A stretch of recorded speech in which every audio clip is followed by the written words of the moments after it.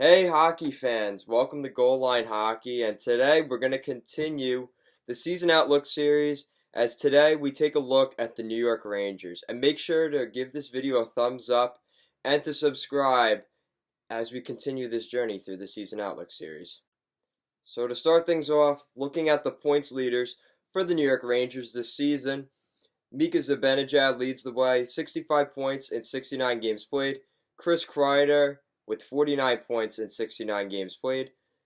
Jimmy Vesey with 34 points in 68 games played. Pavel Buchnevich, 28 points in 52 games played. And Vladislav Nemesnikov ending the top five with 27 points in 65 games played. So just a quick look at this. Without a doubt, Mika Zibanejad is the star on this hockey team. He's the one pulling a lot of the weight for the Rangers. And right behind him, a core player who's been a core player for the Rangers for a while now is Chris Kreider.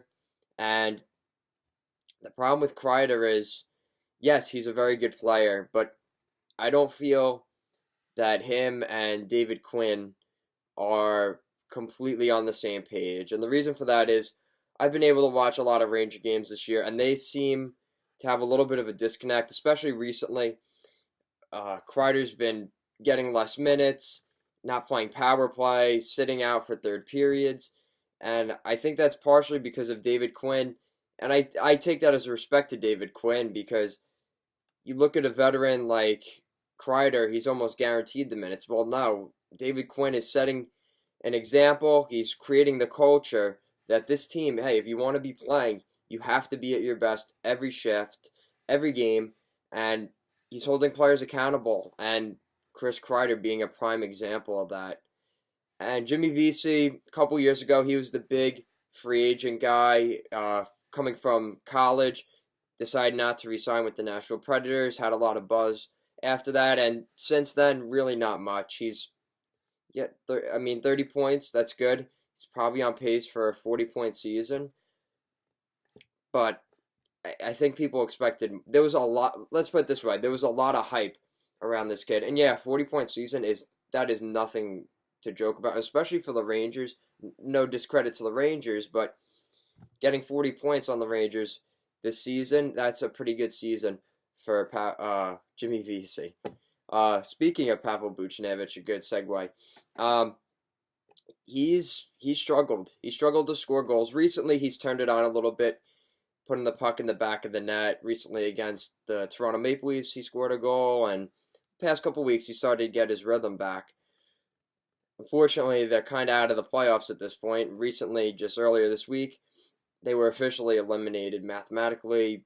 No way they were making the playoffs. But we've known since before the deadline, probably since mid-January, that the Rangers were probably going to be out of it. And for most of the season, they were out of it. There was maybe a point in December where they were just bordering maybe playoffs, but I don't believe they were in a playoff spot for a majority of this season. And unfortunately, it shows with their record 28, 28, and 13, 69 points for the New York Rangers, 7th in the Metropolitan Division, only in front of the New Jersey Devils, 25th in the National Hockey League. That's really not good. But for a rebuilding team, this is okay for the Rangers. They're accepting this. They know it's a process, but the future looks bright for the New York Rangers ahead. So just taking a quick look at the Rangers prospects in the near future that are hopefully going to be on the roster as soon as next year. To lead off the list, Brett Howden. He was acquired in the Ryan McDonough trade. Vitaly Kravtsov, former first-round pick this past June. Sean Day, a guy that fell in the draft, but he is one of those guys that the part of the Tavares clause, we've recently seen a guy this past season get that. The 17-year-old able to play up in the Canadian Hockey League in juniors. He's one of those guys, so don't count him out. He's been a guy that's been under the radar, but he's still a guy that's there, and the Rangers are hoping he turns it out to be a really good player on this team. Lias Andersson, he's already played a little bit this year. He's been playing a lot with the Hartford Wolfpack recently, a former first-round pick, uh, and Shesterkin, and that's the big guy, right? And he'll probably be coming over next season. Now, the question here is he okay playing in the American Hockey League, or does Georgiev play in the American Hockey League? So that's something that's going to be interesting. How much longer is there left for Henrik Lundqvist? Maybe a year for Shesterkin in the American Hockey League up in Hartford. Probably good for him. Get used to the NHL game. He's played in the KHL, so he has professional experience playing with older men. But I feel like maybe getting acclimated to, North America, the language, things like that, certain barriers that he may come across coming over here. But it seems like he is very interested in playing in Manhattan with the Rangers. Some of the guys that the New York Rangers have to re-sign, a lot of them were moved at this year's deadline. But the ones that are left, Pavel Buchnevich, someone we've already talked about, he's a top 5 point producer on this team, so he will probably get a pretty nice contract.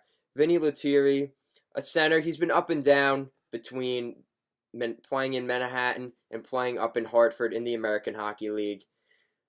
A good two-way guy, and I think the Rangers would be really hurting themselves if they didn't get this guy back. Continuing, Brendan Lemieux, becoming a fan favorite for the New York Rangers with his grit, size, power. He's been something that the New York Rangers were really looking to get, and no discredit to Cody McLeod, but his age and his injuries were starting to catch up with him, and he really wasn't able to do his role the way the Rangers would have liked. So he moved on to the Nashville Predators at the trade deadline. Neil Pionk, another guy, defenseman. I like this kid as well. He's had a tough season. He's made some mistakes, but that's what happens with these young guys. And the Rangers are patient. If they're patient with him and the media accepts these mistakes, he'll move on from them and continue to grow. And also looking at Anthony DeAngelo, remember a couple years ago, acquired from the Arizona Coyotes.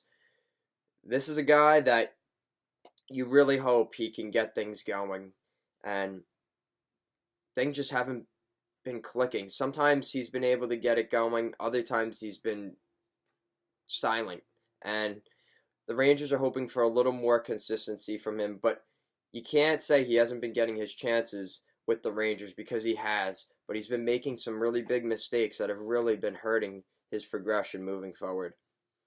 And the last guy on this list, one of the only real veterans left, Frederick Claesson. I don't know what he's really looking to do. He may be a mentor for the Rangers moving forward on the back end, or he may just leave in free agency. This may be something where the Rangers just needed a body. There's no discredit to Frederick Claesson.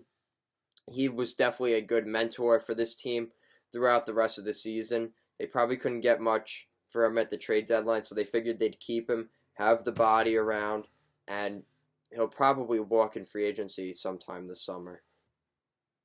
And just a quick look at Alexander Georgiev, one of the bright spots for the New York Rangers. His record, mediocre at best, 10-11-3, a .303 goals against.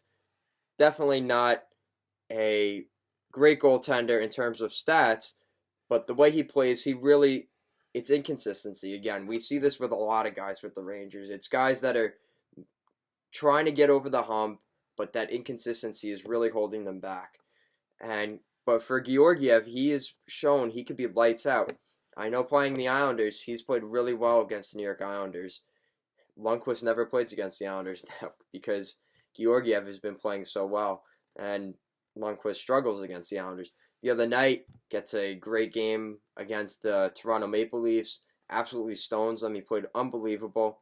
His comments after the game were a little bit iffy about saying it felt like winning the Stanley Cup. I think that's a little far, but you know what? Good for him. It's been a tough year for the Rangers, so that was a bright spot for them and probably one of the bigger highlights of the season. Speaking of highlights, the Rangers are hoping to light up big time this summer as they've got some cap space, and there happens to be a guy in Columbus that said numerous times he would love to come to New York, and that guy is Artemi Panarin, currently on the Columbus Blue Jackets, likely going to Florida or New York. And there's also been some rumors he's thought about Los Angeles as well. I don't know how much of a fit there really is, cap space, things like that. So LA may be in the picture, but I think it's a little bit more of a long shot. Florida and New York have a lot more cap space to sign this guy. I think that'll be one of the big determining factors for Panarin. But the Rangers picked up Artemi Panarin. Man, he's gonna get a boatload of money, and that team's probably gonna be pretty happy with him. He's a great hockey player.